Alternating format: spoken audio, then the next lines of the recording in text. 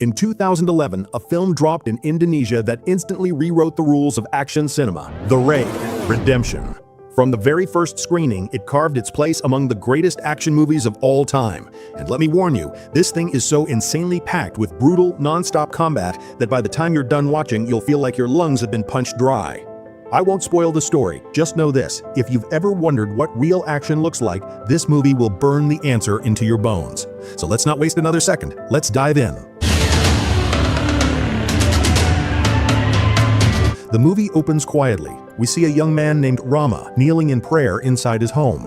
Rama is a police officer, a devout man who starts every day with discipline and faith. But today isn't just any day. Today he has a mission so urgent he barely finishes his morning prayer before rushing out the door. Cut to a police van tearing through the pouring rain. Inside, tension fills the air. A squad of officers sit in silence, strapped in and armed, heading into the unknown. At the front is their leader, Sergeant Jaka, and among his men is Rama. Jaka briefs the team, their target, a fortress owned by one of the most dangerous criminals in the city, Tama. For over a decade, Tama has been untouchable. The police haven't even brushed his shadow. Why? Because Tama rules from a 30-story apartment block. Inside, he runs his empire of violence, offering shelter to killers, drug dealers, and every criminal misfit who needs a home. But Tama doesn't rule alone. He has two right-hand men, Andy, the brains, Mad Dog, the muscle. Together, they've turned the building into a nightmare, one the police are about to walk straight into. The mission is simple on paper: infiltrate the tower, take down Tama, and end his reign of terror. But nothing about this operation will be simple. Meanwhile, inside the building, Tama makes his presence clear. In a dimly lit room, a group of traitors sit tied to chairs, bruised, broken, and terrified. They crossed Tama, and now they're about to pay. He casually pulls out his revolver. One by one, he executes them with cold precision. He calmly pulls a hammer from his drawer. With one brutal swing, he finishes the job. That's Tama, not just a criminal, a monster. Back outside, Sergeant Jaka rallies his men one final time. The team steels itself, the rain keeps pounding, and finally they pull up outside the tower. Waiting for them in the shadows is Lieutenant Wahyu, and with that, the raid begins. The operation was too big. Jaka knew it. He pushed for more backup, more men, but Wahyu, something in his eyes said otherwise, like he was hiding something. And when he admitted that no one else even knew this raid was happening, Jaka finally realized they were being set up. But it was too late to turn back. The plan was simple, but dangerous. Split into two groups, attack from both sides. Jaka took Lieutenant Wahyu and his squad straight to the front entrance. A locksmith moved in, working fast to break the lock. The moment the door clicked open, the team slid inside, quiet as shadows. Inside, a thug sat lazily in a chair, eyes glued to the TV, completely unaware. On Jaka's order, an officer slipped up behind him, looped a wire around his throat, and took him down, silent, efficient, like a ghost. The team pressed forward, floor by floor. On the second level, they spotted a man with glasses climbing in a hurry. An officer slammed him against the wall, demanding answers. The man pleaded he was just getting medicine for his sick wife, but the cops didn't buy it. They roughed him up, fists flying. That's when Rama stepped in. He stopped the beating, promised the man, whose name was Gofar, that he'd deliver the medicine himself. Shaken but convinced, Gofar agreed to stay with the squad, and so they pushed higher. Step by step, the tower swallowed them whole. Every time they crossed paths with Tama's men, they eliminated them silently. No gunfire, no noise. A single shot would set the entire building ablaze with chaos. By the time they reached the 15th floor, the mission was still intact until a child appeared. The boy froze at the sight of police, terrified. Jaka knelt, tried to calm him down, promised he'd be safe, but the kid didn't believe him. He bolted. He ran screaming into another room, shouting, "Police! Police!"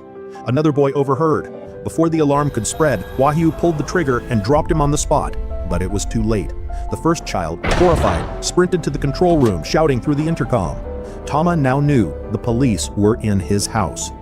Their stealth mission was dead. The plan to reach the 15th floor, grab Tama, and vanish like ninjas, it all collapsed in seconds. Tama ordered every exit sealed. He summoned his men, told them to arm up. Then he unleashed his snipers. From the rooftop, the killers took aim. One by one, officers dropped with clean headshots, bodies hitting the ground before they even knew what hit them. Meanwhile, the thug who was watching TV, the one they tied up, freed himself. With a sly grin, he slipped a blade from under the table and, in one brutal motion, slashed the throat of the officer guarding him. Tama's men swarmed downstairs, 3 of them unloading a hail of bullets into the police van parked out front. UMPs shredded through metal, glass, and flesh. The officers inside didn't stand a chance, their bodies torn apart, perforated like paper. Back inside, chaos reigned. The captive thugs pretended to beg for mercy, but the act was only bait. As soon as an officer got close, a hidden gun came up, and another cop went down with a bullet straight through the skull. The raid had officially turned into a massacre. Meanwhile, the firefight rages on the 6th floor. Both sides suffer heavy losses. Jaka realizes they can't hold out. He orders a retreat. The survivors barricade themselves inside a room. Surrounded, desperate, Jaka notices something strange. The wooden floor beneath them sounds hollow. He quickly grabs an axe, and Rama starts hacking through the boards. But time is running out. Gang members are breaking through the door, and officers are dying in the crossfire. Finally, Rama smashes open a hole big enough to escape. One by one, the survivors leap down through the floor as bullets rip through the room. But Tama's men are relentless. They swarm the survivors, forcing them into brutal close-quarters combat. The hallways are now crawling with enemies. Escape is almost impossible. This is survival at its rawest. They start firing straight through the walls, tearing down Tama's men on the other side. But suddenly, shots erupt from below.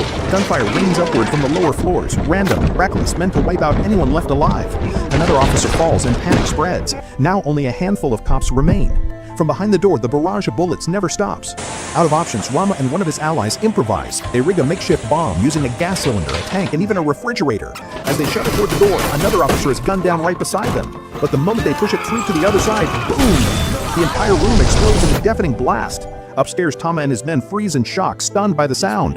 Andi mutters, "This proves one thing. The police won't give up that easily." Tama orders Andi and Mad Dog to take a crew and finish the cops for good. But Andi insists he'll go alone. Mad Dog, suspicious, sends 2 men with him. Inside the elevator, Andi murders them in cold blood. Brutal, silent, merciless. Why he killed his own men? That is a mystery. Meanwhile, Sergeant Jaka hides with a couple of wounded officers while Rama rushes to save his injured friend Bowo. Bowo leans on Rama's shoulder, barely able to walk after taking a bullet. Rama tries to carry him to Gofar's place, a tenant who might give them shelter. But suddenly, 2 gang members ambush him from both sides. What follows is an all-out fight for survival. Rama, a master of martial arts, unleashes pure chaos. Every move swift, vicious, bone-crushing. He rips knives from his enemies and turns them into weapons, cutting through the gang with ruthless precision. They just keep coming, dozens of them, but Rama doesn't stop. One by one, he takes them down, fists, blades, sheer willpower. The fight feels raw, real. For nearly 10 minutes, Rama battles non-stop until 25 men lay broken at his feet. Finally reaches Gofar's door. Gofar opens the door. He hides Rama and Bowo in a narrow gap behind the wall. Moments later, Tama's men storm in. Gofar tries to stop them, but they tear through his home, smashing, searching, destroying everything in sight. At the end, with no sign of them anywhere, the gang leader grows desperate. He starts hacking into the wall with his sword. The blade scrapes across Rama's face, cutting his cheek wide open. Blood spills onto the sword. If the leader pulls it back out, he'll see the blood and know they're inside. A sudden fight breaks out in another room, and the leader rushes off, leaving the sword stuck in the wall. Rama, trembling with pain, slowly eases the blade out of his face and wipes away the blood before anyone can notice. The leader eventually returns, retrieves his weapon, and walks away. Only then do Rama and Bowo finally breathe again. Wounded and barely holding on, Rama steps out and asks Gofar for something sharp. Gofar hands him a butter knife. Using nothing but that dull blade, he digs the bullet out of his body, gritting his teeth through the agony. After patching himself up, he questions Gofar about the building, but Gofar refuses. He claims he knows nothing. Instead, he warns Rama that Lieutenant Wahoo, their so-called commanding officer, might actually be helping Tama in secret. He's seen Wahoo here before. Rama orders Gofar to take care of Bowo, then limps off on his own. But the moment he steps out, Tama's men surround him. And once again, Rama is forced to fight for his life. What follows is a brutal showdown. With nothing but his martial arts, he dismantles the attackers one by one, disarming their knives, breaking bones, and dropping bodies in every possible way. It's vicious, it's relentless, and it leaves Rama bleeding, broken, and barely able to stand. That's the difference with this movie. It's not your typical one-man army fantasy. The fighting here feels raw, real. Every blow, every cut, every gasp, it all feels like it could actually happen. That's why this film is such a rush to watch. But Rama's body can't take much more. Suddenly, a hand touches his shoulder. Instinctively, Rama whirls around, ready to strike. But instead of an enemy, it's someone pulling him into safety. Meanwhile, across the building, Jaka finally confronts Wahoo. He demands answers. Who gave the order to storm this place without backup? Who set them up? But Wahoo refuses to speak. Jaka warns him, when this is over, Wahoo will be the first one he throws in jail. And then Mad Dog arrives, Tama's most ruthless enforcer. The tension spikes instantly. A fight erupts. Jaka grabs a knife and lunges, but Mad Dog is faster. He points a gun straight at Jaka and forces him to drop the blade. Then, dragging him into a room, Mad Dog locks the door. And what he does next is chilling. He lowers the gun, because to him, pulling a trigger is too easy, too quick, no thrill. Mad Dog prefers something else. He likes to play with his prey. And that's when Mad Dog throws down a challenge: hand-to-hand combat against Jaka. What follows isn't just a fight, it's a brutal, bone-crushing brawl. Now, don't let Mad Dog's size fool you. He might be smaller, but the raw power packed into that wiry frame is on another level. Words can't even capture the kind of beast this man really is. Jaka, he never saw it coming. Mad Dog tears into him with savage ferocity, every blow more ruthless than the last. It's the kind of fight that makes your stomach churn just watching it. And even though this is an Indonesian film, the choreography here rivals the very best of Chinese action cinema. Honestly, when it comes to pure realism, this might just be one of the greatest fight sequences ever put on screen. But as the dust settles, the difference is clear. Mad Dog stands almost untouched, while Jaka is broken, his body battered and bones shattered. And then with one violent twist, Mad Dog snaps his neck, ending him right there. At this point, only a handful of the squad are still alive, among them Rama, Lieutenant Wahoo, and an officer named Dagu. But here comes the shocking twist. The man who once saved Rama inside this nightmare building is none other than Andi, Tama's right-hand man. And the biggest reveal, Rama and Andi are brothers. Before coming here, Rama had already seen Andi's name on the gang roster and it left him stunned. 6 years ago, Andi vanished, never came home, never said goodbye. And now here he is, neck deep in the criminal underworld. Rama begs his brother to leave with him, to come back home, but Andi refuses. He tells Rama there's no escape from this world, not anymore. Tama's men would never let him walk away. Rama pleads, reminding him that their family has been living in pain all these years, waiting for him. Still, Andi won't risk it. Instead, he urges Rama to ditch the uniform and get out while he still can. But Rama, he won't. That uniform is more than just fabric. It's a symbol of duty. So Andi makes him promise to stay hidden until things calm down. Then Andi steps out, only to run into Mad Dog dragging Jaka's lifeless body through the halls. Andi asks him why. Why drag Jaka's corpse around? Mad Dog answers coldly, it's a gift for Tama. But Andi pushes back. This wasn't the man Tama wanted dead. Doesn't matter, Mad Dog isn't about to show up empty-handed. He hauls Jaka's body straight to the boss.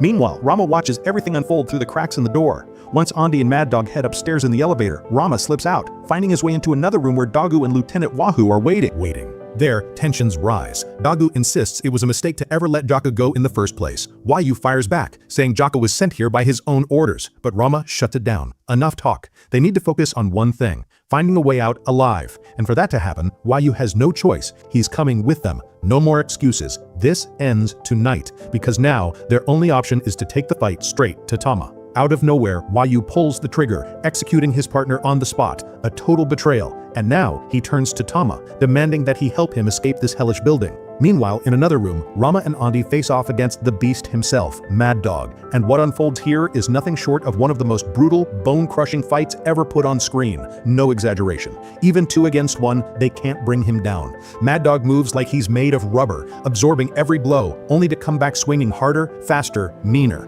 Every hit should have knocked him out cold, but instead he just keeps unleashing hell on them. After a long, exhausting battle, both brothers collapse, beaten within an inch of their lives. Mad Dog grabs Rama by the throat, ready to snap his neck with that signature style of his. But Andi, desperate to save his brother, spots a shattered fluorescent tube on the floor. With every ounce of strength left in him, he drives it deep into Mad Dog's neck. And even then, Mad Dog doesn't stop. Blood pouring, body failing, he fights like some rabid zombie possessed by pure rage. But finally, his strength fades. Rama seizes the moment, rising with one last surge of power, twisting Mad Dog's arms until they snap before slamming him to the ground. Together, Rama and Andi force that broken tube deeper until the monster finally goes still. And let me tell you, this was the kind of fight you don't just watch, you survive. With Mad Dog down, the brothers make their way out, only to see Wahoo holding Tama at gunpoint, dragging him toward the exit. Rama asks about Dagu, and Wahoo casually replies he's dead. In that moment, Rama knows Wahoo is running some kind of game. Wahoo lays it out. He'll take Tama in alone, claim the victory, and walk away with both the medal and the promotion. But Tama? He just laughs in his face. He reveals that Wahoo's superiors have all been bought off. The truth? Tama will be out of prison before the paperwork's even filed. As for Wahoo, there will be no promotion, no medal, just a bullet in the back, courtesy of his own department. Wahoo's world crumbles, and in a last, desperate scream, he yells, "If I die, I'm not dying alone." Then he puts a bullet straight through Tama's skull. Just like that, the reign of one of the most feared drug lords comes to a bloody end. Shaking, Wayu turns the gun on himself and pulls the trigger. Click. Empty. His revolver has nothing left to give. Meanwhile, Andi takes control of the building's speaker system, announcing the mission's end. The chaos settles, the survivors retreat back into the shadows, and he helps his battered brother and the broken Wayu toward the exit. Outside, Rama begs Andi to leave this dark world behind. But Andi refuses. This is his life, his choice. He promises he'll find his own way out, just not today. Before parting, Andi wishes Rama well and even congratulates him on becoming an uncle soon. With that, he sends Rama safely out of the building. And so, this blood-soaked nightmare comes to an end. An action film so relentless, so raw, it leaves you gasping for air long after the final frame fades to black.